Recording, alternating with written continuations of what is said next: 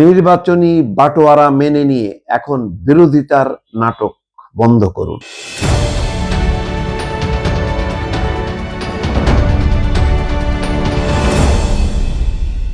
আজকে যখন সরকার বিরোধী সবাই শপথ নিয়ে বা কেউ মন্ত্রিসভার গঠন, মন্ত্রিসভার শপথ, এমপিদের শপথ নিয়ে একেবারে মহাব্যস্ত, ধুমধাম, এবং গণপরিষদের সদস্য হিসেবে শপথ, এমপি হিসেবে শপথ, নানান শপথ অনুষ্ঠানের ভিড়ে একটা বিশাল ধাক্কা মারলেন সাবেক তথ্য উপদেষ্টা মাহফুজ আলম।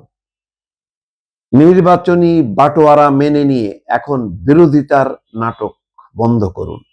তার মানে পুরো নির্বাচনটাকে ভাগ বাটোয়ারা হিসেবে তিনি অভিহিত করছেন।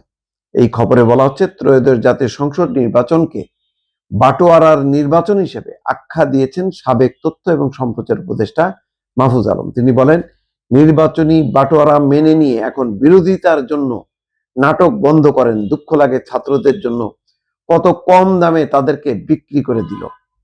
মঙ্গলবার নিজের ভেরিফাইড ফেসবুক পেজে দেওয়া এক পোস্টে তিনি এই কথা জানান। দর্শক, বুঝতে পারছেন, পুরো নির্বাচনকে বাটোয়ারার নির্বাচন, তার মানে ভাগ বাটোয়ারা হয়েছে, যে বিএনপি এত, জামাত এত, এনসিপি এত।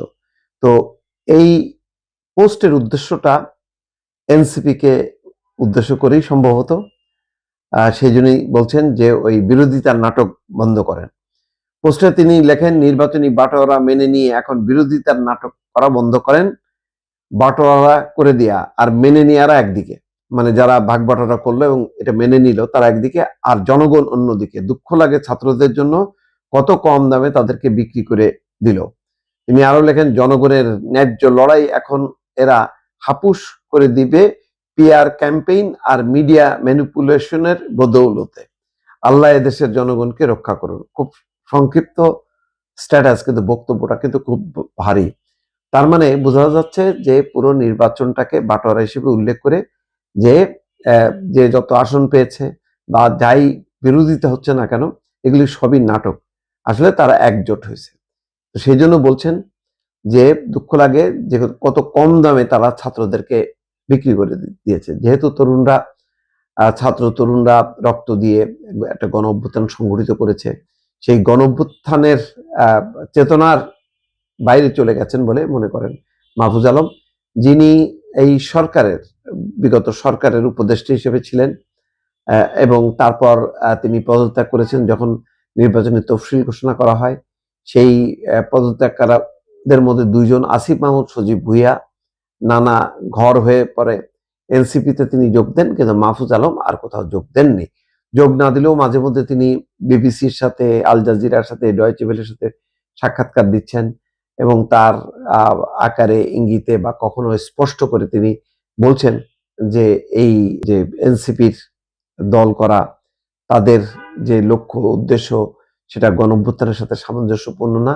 এবং সর্বশেষ এখন এই নির্বাচনটাকে বাটোয়ারার নির্বাচন বলে বলছেন যে বিরোধিতা মানে যে গণপরিষদের সদস্য হিসাবে তারা শপথ নিয়েছেন, ওই বিএনপির যেই সরকার শপথ অনুষ্ঠান বর্জন করেছেন, এবং তারা প্রথম দিকে